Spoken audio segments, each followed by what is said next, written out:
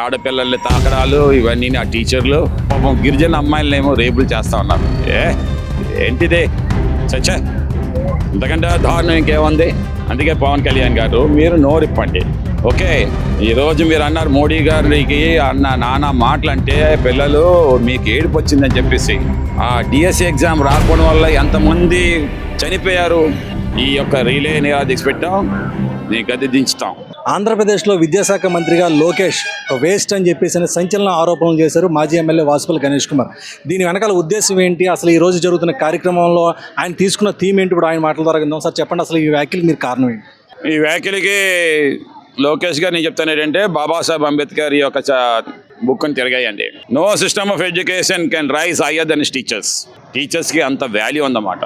Okay, Babasaheb Ambedkar చెప్పారన్నమాట. No system of education can rise higher than teachers. ఏ రకమైన system of education తీసినా సరే అది దిగదొడిపోయి టీచర్సే చేయగలుగుతారు. అందుకే అన్నారు అతని బుక్ లో, to A considerable extent it's true that the destiny of nation lies on the hands of those who guides it's youth. ఆ యూత్ ని ఎవరైతే గైడ్ చేస్తారో వాళ్ళ చేతులు ఉందంట ఈ నేషన్ డెస్టినీ.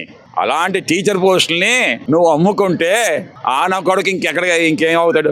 అందుకే కదా ఈరోజు టీచర్లు ఉండే పాపం గిరిజన అమ్మాయిలనేమో రేపులు చేస్తా ఉన్నారు. ఏంటిదే చచ్చా, ఇంతకంటే దారుణం ఇంకేముంది? ఆడపిల్లల్ని తాకడాలు ఇవన్నీ ఆ టీచర్లు కలంకం కదా. అలాంటి కలంకం ఏమో ఈ రకంగా ఇంటేక్ చేయడం ఏంటి? సిస్టమ్ ఆఫ్ ఎడ్యుకేషన్ కొలాప్స్ అయిపోతుంది అన్నమాట. లోకేష్ మేము చెప్తా ఉన్నాం, జన్జీ చూసుకో ఒకసారి. ఇది కూడా బాబాసాహెబ్ అంబేద్కర్ అన్నారు. బాబాసాహెబ్ అంబేద్కర్ ఎందుకు మరి ఆ వాక్యాలు రాస్తారో కానీ కొన్ని అది నిరూపణ జరుగుతుందన్నమాట. ఇప్పుడు సంవత్సరాలు గడుస్తున్నా సరే భారతదేశంలో అది రాజ్యాంగం నడుస్తుంది. అందుకని never doubt that a small group of thoughtful committed citizens can change the world. ఇండియడ్ it's only thing that ever has. చిన్న కుర్రోళ్ళే కదా అని అనుకోవద్దు. వాళ్ళకి వచ్చిన చిన్న ఫైర్ ఉంటుంది, ఆ ఫైర్ కానీ వైల్డ్ ఫైర్లో తయారవ్వకుండా చూసుకోమన్నాడు. అది వైల్డ్ ఫైర్ తయారవుతే నువ్వు బూడిదైపోతావు. అదే ధర్మేందర్ ప్రధాన్, ద మైటీ. వెస్ట్ బెంగాల్ గెలిపించాడు, ఒరిస్సాని గెలిపించాడు. ఓకే, ఏమైంది? మోడీనే తలదించేలా చేశారు పిల్లలు అందరూ కూడా. జెన్జీ కేసులు పెడితే పెట్టుకో అంటున్నారు. అదే ఇక్కడ రాబోతుంది. లోకేష్, చిన్న పిల్లలే కదా అని ఆలోచన చేయొద్దు. చిన్నపిల్లలే కదా ఇష్టాసారంగా జీవోలు మార్చొద్దు. You being an education minister you should have the accountability. First time నువ్వు ఎడ్యుకేషన్ మినిస్టర్ కాబట్టి it is such a great. ఎందుకంటే ఇంతకంట అదృష్టం ఇంకెవరికి రాదన్నమాట. ఆ అదృష్టానికి అకౌంటబిలిటీ చూపించి ఆ పేదవాడు ఎలా చదువుతాడు తెలుసు కదా. తాలిబొట్లు అమ్మి ఇస్తుంది డబ్బు. ఇంట్లో ఆడపిల్ల పెళ్ళైనా సరే, లేదురా నువ్వు చదువుకొని టీచర్ అవుతే నాకు చాలరా, నాకు కలరా అని ఇస్తుంది. 2 సంవత్సరాలు 3 సంవత్సరాలు ఆ డిఎస్సి ఒక ఎమోషన్ అంటున్నారు అన్నమాట పిల్లలు. ఆ ఎమోషన్ తుంచేసావు నువ్వు ఇన్ ద బడ్ స్టేజ్లోని. అందుకే why our youth nipping the tender life of the budding stage అని ప్రశ్నిస్తున్నారు మేధావులందరూ కూడా. ఆ యూత్ ఎందుకు వాళ్ళు లైఫ్ని చాలించుకుంటున్నారు? ఎందుకంటే ఇలాంటి క్యారెక్టర్లెస్ బ్రూట్స్ రాజకీయంలో వచ్చి మంత్రుల పదవి అయితే తండ్రులు చేసిన తప్పుల వల్ల వాళ్ళ వల్ల వీళ్ళు వచ్చేస్తున్నారు. Bharat, I don't understand. You became a MP. It's grace of the great leader MVS Murthy garu. It's the grace of him.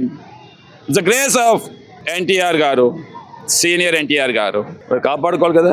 ఏంటి నువ్వేమో జూడో అని చెప్పేసి నువ్వు సర్టిఫికెట్లు 38 అయినా ఇచ్చేస్తే, you know that even in the Indian Armed Forces, even if you are a player of a national player or district player or state player, they have to write the exam to get into the airmen, to get into the SNCO, to get into the sergeant rank or to get into the warrant rank. వాళ్ళు కూడా exam రాయాలి. అంతేగాని sports కదా అని చెప్పి నేను లోన్కి దూరపడడం అనేది కుదరదు. ఎగ్జామ్ అనేది it's a common thing. But cut off marks తక్కువ ఉంటాయి అంతేనే. రిజర్వేషన్ ఉంటుంది అన్నమాట. నువ్వు ఇక్కడ 5% రిజర్వేషన్ 10% చేస్తావు స్పోర్ట్స్ కోటని. ఆ నోటిఫికేషన్ మార్చావు సడన్గా. ఫస్ట్ నోటిఫికేషన్ 5% అన్నావు, తర్వాత ఏమో చాటలేదు మాకు డబ్బులు బాగా ఎక్కువ వస్తాయి, సంచుల్లోకి 15 లక్షలు చెప్పిన ఒక్కొక్కరు ఇచ్చారు అంటే నువ్వు 10% చేస్తావు. కోన్ రవికుమార్ సాఫ్ట్ బాల్ అంట, సాఫ్ట్ బాల్ వాడికి ఏమో ఇచ్చాడండి సర్టిఫికెట్లు. వాళ్ళు 38 మంది దూరిపోయారు. ఉసురు తాగలదా?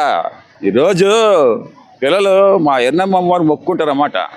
ఆ హాల్ టికెట్ పెట్టి నాకే కానీ డిఎస్సి ఎగ్జామ్లో వస్తే కూతురికి వస్తానా అని ఆ ప్రాంతంలోనే నేను తలుపుల మొక్కుంటారు. చూస్తుంటాను నేను రోజు గుడికి వెళ్తాం కదా, ఆ పిల్లలు హాల్ టికెట్లు పెట్టి ఎంత ఎమోషన్ తోటి ప్రార్థిస్తూ ఉంటారంటే మరి అవన్నీ కూడా ఆ దేవదేవుని వెంకటేశ్వర స్వామి పూజించుకుంటారన్నమాట. నేను ఒక్క కాలినడికి వస్తాను స్వామి నేను డిఎస్సి పాస్ అవుతాను చెప్పి, మరి వాళ్ళ ఆశలాన్ని చూస్తే కదా ఆ దేవుడు ఊరుకుంటాడా? అందుకే పవన్ కళ్యాణ్ గారు మీరు నోరిప్పండి. ఓకే, ఈరోజు మీరు అన్నారు మోడీ గారికి నానా మాటలు అంటే పిల్లలు మీకు ఏడుపు వచ్చిందని చెప్పేసి, ఆ డిఎస్సి ఎగ్జామ్ రాకపోవడం వల్ల ఎంతమంది చనిపోయారు అని చూడండి. అలాగే ఆ నీట్ ఎగ్జామ్ వల్ల 21 మంది చిన్న అమ్మాయిలు, టీనేజ్ పిల్లలు, బాబులు పిల్లలు ఆత్మహత్య చేసుకున్నారు. మీకు కన్నీరు రాలేదా? మోడీ వయసు అయిపోయింది కదా, అతనే నీకు కన్నీరు వచ్చింది. చిన్నపిల్లలు వీళ్ళకి ఇంకెంత వయసు ఉందో, ఇదే నెక్స్ట్ జనరేషన్కి బాబాసాహెబ్ లాంటి వాళ్ళేమో, ఇదే నెక్స్ట్ జనరేషన్ మహాత్మా గాంధీ లాంటి వాళ్ళేమో, ఇదే నెక్స్ట్ జనరేషన్కి నెహ్రూ లాంటి వాళ్ళేమో, ఇదే నెక్స్ట్ జనరేషన్కి NTR, senior NTR, doctor YS Rajasekhara Reddy అయ్యి ఉండొచ్చేమో కదా. ఆ 21 మంది డాక్టర్లు అవ్వాలన్న కళని తెచ్చావు కదా. సో అందుకే ఈ యొక్క రిలే నిరాదీక్ష పెట్టాం, నీ గద్దె దించుతాం. జై జగన్. నిన్న వైజాగ్లోని లోకేష్ పర్యటించారు. గతంలో మీ ప్రభుత్వ హయాంలో శంకుస్థాపన చేసినటువంటి పివి సింధు బ్యాడ్మింటన్ అకాడమీని కూడా ఆయన మళ్ళీ శంకుస్థాపన చేశారు. దీనిపై మీ అభిప్రాయం? సో ఇంకేమిటంటే సిగ్గు లేదు వీళ్ళకి. ఈరోజేమో జరిగిన దానికే మళ్ళీ కొబ్బరికాయలు కొడతారు, దానికేమో శిలాపలకాలు పెడతారు. 3 ఎకరాలు ఇచ్చింది మా జగన్ గారు సింధుకి, ఆ రోజు హానర్గాన శంకుస్థాపన చేశారు. మరి ఆ పిల్లకైనా ఉండాలి సిగ్గు, మా జగన్మోహన్ రెడ్డి గారు చేశారు కదా, మళ్ళీ ఈయన పిలవడం ఏంటి? లోకేష్కి ఏంటంటే ఈరోజు ఉత్తరాంధ్ర డెవలప్మెంట్ అవ్వట్లేదని చెప్పేసి ఒకటి ఉండిపోయింది అన్నమాట. ఉత్తరాంధ్ర డెవలప్ అవ్వాలంటే ఏంటి? ఇప్పుడు విశాఖపట్నంలో తీసుకెళ్ళి అక్కడ పెట్టేయాలి ఒక్కొక్కటిని.